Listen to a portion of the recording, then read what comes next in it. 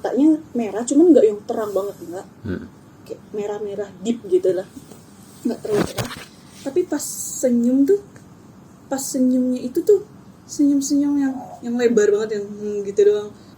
Mau buka kaca, tiba-tiba dia bilang, siapa bilang Kak cuma mimpi? Lah, cut, itu ada sosok wanita baju merah, rambut terurai kusut banget, tapi posisinya nunduk gitu, nggak kelihatan kan, taring. Saya lihat itu taring panjang banget, tapi nggak ngeliat nih mata, cuma taring panjang banget.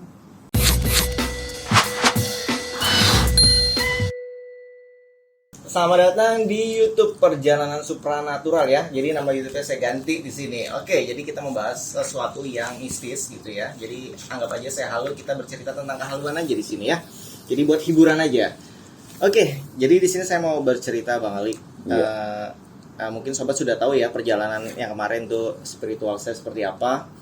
Jadi alhamdulillah sih udah mulai bisa mengkontrol dari ya berobat dari kemarin, akhirnya udah bisa mengontrol dari tangan yang bergetar sudah tidak lagi, terus dari yang keringatan tidak terkendali sekarang udah bisa semua. Akhirnya jadi saya nggak iseng lagi kayak kemarin suka manggil-manggil gitu karena penasaran, biasanya saya manggil-panggilin tuh ngumpul semua di belakang tuh. Nah ini udah nggak, jadi apapun udah nggak saya pikiran tuh positif ke depan gitu, nggak nggak sebutnya yang menggambarkan sesuatu yang mungkin belum ada, apa sih sebenarnya? Imajinasi. Ya, jadi menjaga imajinasi, sugesti juga. Ya, jadi semua mencoba berpikir secara logika semua. Nah, tiba-tiba udah lama nih, udah nyaman, tiba-tiba biasa ngaji di saya tuh pindah-pindah rumah gitu, kayak arisan aja, tapi ngaji ceramah apa segala macam, mengkaji hadis Al-Qur'an. Nah, tiba-tiba kali ini berkunjung ke tempat yang baru pertama kali memang saya ke situ. Nah dari masuk udah beda tuh ya, biasalah assalamualaikum kayak yang punya rumah gitu ya, tuan rumah. Nah tiba-tiba disuruh ngaji di atas, ngajinya lantai atas gitu, lantai 2. Nah pas saya mau naik tangga tuh beda langsung suasananya. Jadi kelasnya benar-benar muter kayak orang mau pingsan, muter sampai akhirnya saya suruh duluan tuh, istri saya suruh duluan ke atas, takutnya saya jatuh nanti pas naik tangga. Jadi naik ke tangga udah baca doa itu, persiapan pegangan kencang naik berhasil sampai atas. Dan memang pas masuk ke ruangan atas itu ruangannya sebenarnya lega banget, jendela dibuka, cuma panas banget, badan saya panas tapi nggak bisa keringetan, cuma berasa panas banget. Akhirnya saya sempetin keluar tuh, di atas ada rooftop apa sebutannya ya, jadi kita keluar dari pintu itu ada halaman, itu dingin, jadi seger, masuk lagi panas lagi. Akhirnya di dalam ada kipas, jadi saya langsung masuk deketin kipas tuh, masuk biar nggak gerah karena badan saya panas. Nah yaudah saya di situ diem, terus acara mulai ngaji. Cuman di saat saya duduk ngaji itu nggak tenang, bener-bener nggak tenang banget, kayak ditekan dari sini, saya ditekan, saya tahan. Terus biasanya saya nggak pernah sakit sini, nah itu bener-bener ketekan banget, kayak ada yang ganjel, saya pegang juga sakit. Terus lama-lama ini saya ditekan, terus bagian dada sini ditekan. Nah itu ya dari batin saya dia ngomong ganti posisi duduknya. Nah saya nggak mau, saya masih sila biasa, sampai bener-bener kepala saya pusing nggak kuat. Akhirnya saya duduk yang kayak di antara 2 sujud ya namanya ya duduk begitu.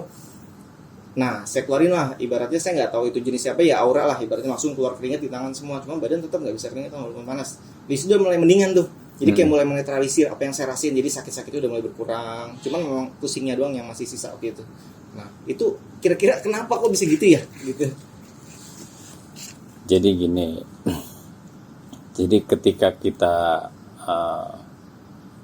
pergi ke suatu tempat, di situ ada yang tidak kita lihat.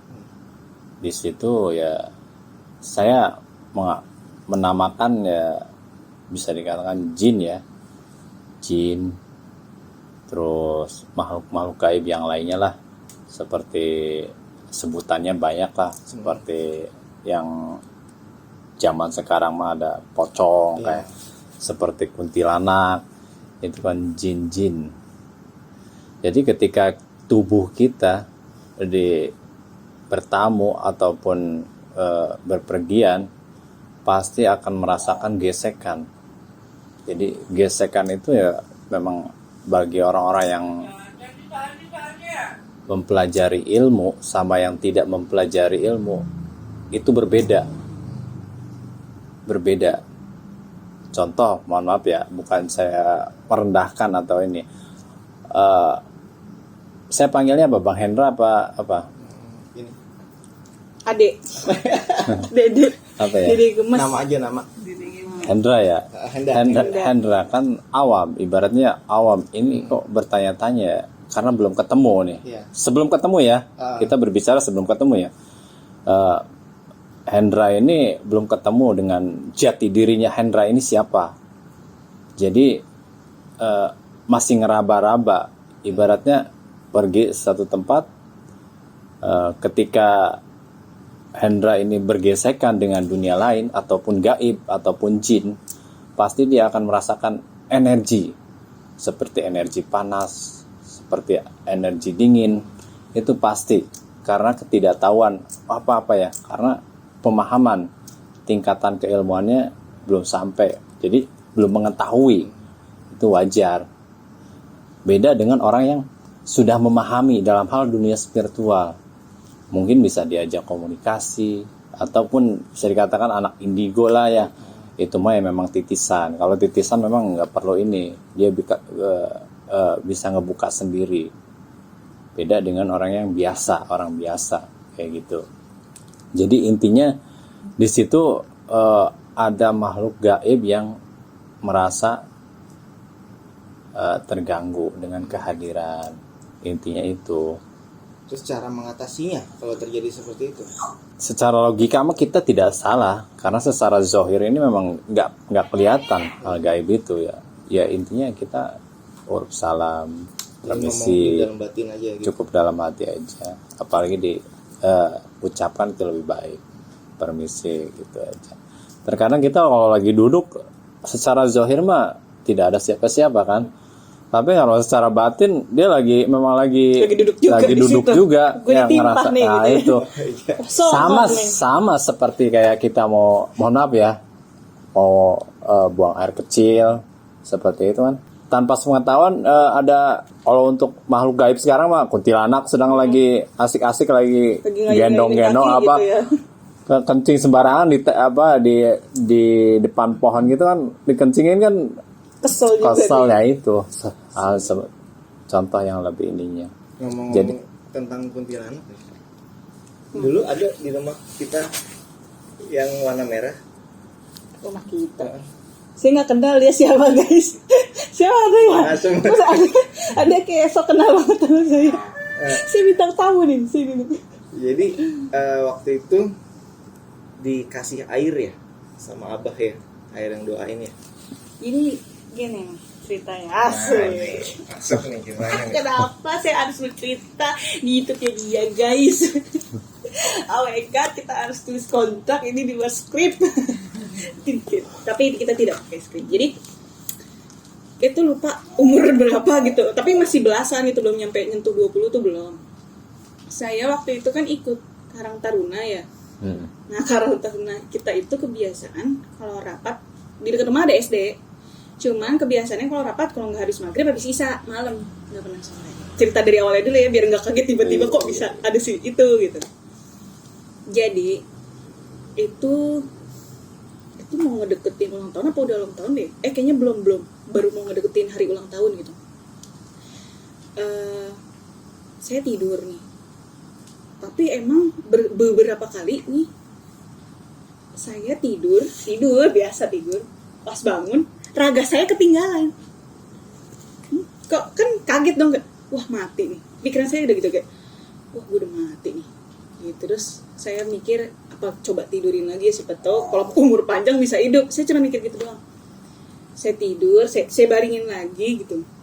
Ya sambil istighfar, berdoa, saya melek semuanya. Maksudnya udah masuk lagi gitu. Itu saya alamin beberapa kali sampai saya ngerasa capek banget kayak gitu, karena pas bangun kaget gitu, pas bangun kaget, kok capek banget tidur kayak gini. Terus habis itu, saya waktu itu juga udah kerja di pabrik, kan keganggu dong, maksudnya istirahat kita nggak total, besoknya kerja gitu, keganggu kan, capek banget nih kayak gini gitu. Saya nanya tuh dalam batin, ini apa sih maunya tuh apa? Saya cari kan ceritanya di internet gitu, apa sih tidur yang kayak gitu, namanya kalau nggak salah lucid dream gitu. Tanya astral projection. Bukan lucid dream. Istilah apa itu? Itu istilah ininya keilmuannya. Jadi udah ada yang neliti ternyata. Nah, namanya lucid dream tuh. Kalau yang tidur tapi raganya kebangun gitu. Saya mikir berarti ini masih logika deh kalau kayak gini gitu, bukan yang mistis-mistis. Saya tuh nggak ada lah pikiran yang mistis-mistis banget. Terus pada suatu malam setelah saya ngomong ini mau ada apa sih gitu, kok gini capek banget gitu, saya ngeluh, saya tidur. Jadi kita punya 2 lantai, di kamar di atas itu cuma kamar saya doang, jadi kayak satu kotak doang, satu kotak kamar. Terus si kasur saya tuh mojok, jadi kita kan letter L. Nah saya posisiin kasurnya pas di letter ininya, jadi udah ngeplok banget lah gitu ke kanan kiri tembok gitu.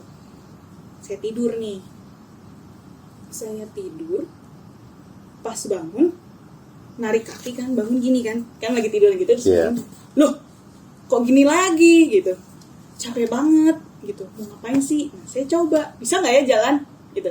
Saya turun dari tempat tidur, ya turun ya, cuman nggak kayak kita sekarang gini ngerasa napak gini itu nggak gitu. Enteng aja badan bawaannya tuh enteng gitu. Saya turun dari tempat tidur, emang pintu itu pas di mimpi itu pintu itu terbuka, pintu kamar saya kebuka langsung ke tangga gitu kan. Cuman saya mikir, ini kalau gua kayak gini pergi ada yang maksudnya takutnya kita pergi hilang kitanya gitu, nggak bisa pulang gitu. Tapi saya ngeliat benang merah di situ. Di sepanjang jalan itu ada dari saya diri itu ada benang merahnya. Tapi saya nggak mau, saya mikir ini bisa aja gue pakai talinya, kita sambil jalan megangin tali gitu bisa. Cuman nggak mau coba-coba gitu kan. Dan tidur lagi nih saya, tidur, bangun seperti biasa. Terus saya mikir ini kok lama-lama aneh ya, berarti kenapa gitu. Saya nonton video di YouTube bla bla segala macam. Saya mengambil kesimpulan gitu dari ke diri saya sendiri. Apa saya jangan-jangan saya IndiHome?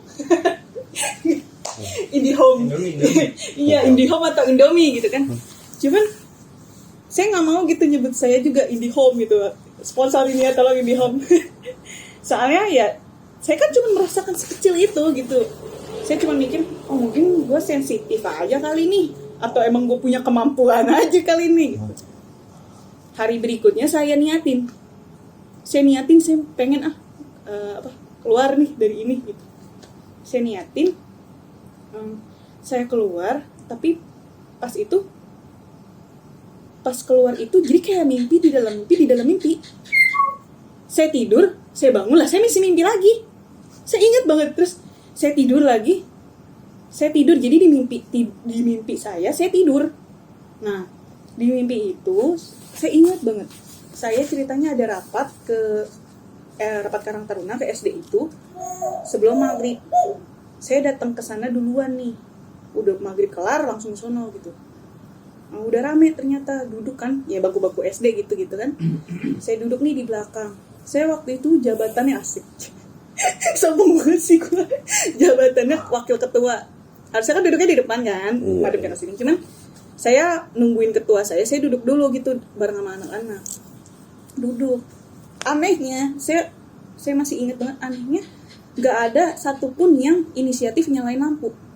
Jadi gelap gitu. Tapi nggak gelap banget, saya masih tahu ada orang-orang gitu. Duduk nih saya di bangku nggak terlalu depan banget, ya ketiga lah dari depan gitu, bangku SD kan, sampingnya kosong nih. Nggak lama ada anak masuk. Anak masuk langsung nyamperin saya. Kak, boleh nggak aku duduk sini? Ya masa saya enggak boleh, pergi lo kan kayak gitu kan. Apalagi dengan jabatan wakil ketua gitu. Kalau begitu ntar saya diamuk warga. Terus saya bilang, ayo udah nggak apa-apa, duduk aja. Saya walaupun nggak kenal semua anggota karena banyak, tapi kita ngeh dong, ini yang gue pernah lihat nih, yang sering gue lihat gitu, ini bocah yang aktif nih. Ini anak kayaknya baru, karena suaranya juga saya dengar baru, suara anak kecil gitu.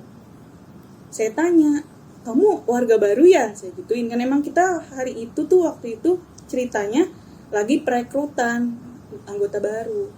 Kamu warga baru ya, tinggal di mana gitu? Deket kok sama kakak, katanya gitu. Oh deket, saya mikir di kontrakan mana gitu. Emang rumah saya tuh deket kontrakan gitu, tapi di kontrakan mana? Bapaknya siapa? Saya tanyain kan, bapaknya namanya siapa? Kan saya pikir ya mungkin saya kenal gitu sama bapaknya. Dia kayak nggak mau ngomong gitu, diem aja. Terus habis itu karena makin gelap, suasananya makin gelap, yang lain saya masih bisa lihat nih bentuk hidungnya gitu, maksudnya teman-teman saya yang lain masih dia doang nih yang gelap banget, maksudnya kita cuma ngeliat kayak bayangan dia doang gitu. Nah terus saya bilang, lampunya nyalain dong bro gitu kan, coy lampu saya gituin, karena anak-anak rame nih pada main lah apalah segala macam, lampu gelap nih gelap gitu. So gelap-gelapan dia ngomong, kak yakin lampunya mau dinyalain? Loh emang kenapa kan kita mau rapat, emang kakak nggak takut gitu. Lah saya malah takutan gelap, saya gitu, saya malah takutan gelap.